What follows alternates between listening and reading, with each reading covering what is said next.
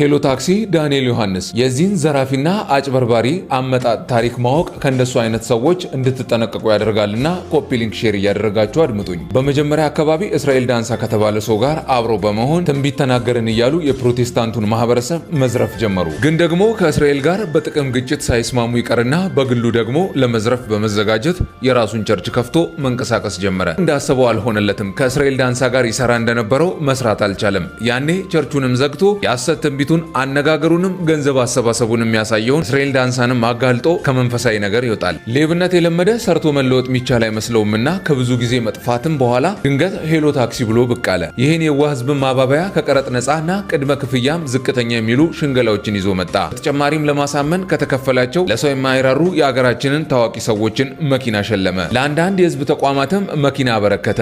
አመጣሁ ያላቸውንም የተወሰኑ መኪኖችንም ለሚያውቃቸው ሰዎች ሰጠ። ይህም ምስኪን ህዝብ ያኔ አምኖ ገንዘቡን መስጠት ጀመረ። እሱም ያለ ከልካይ ምን ታመጣላችሁ በማለት ባዷቸውን አስቀርቷቸው ዝም አለ። ብቻ አሁን ፀሐይ የጠለቀችበት ትመስላለች። ሰዎች ሚዲያ ላይ የሚያሳያችሁን ነገር አትመኑ።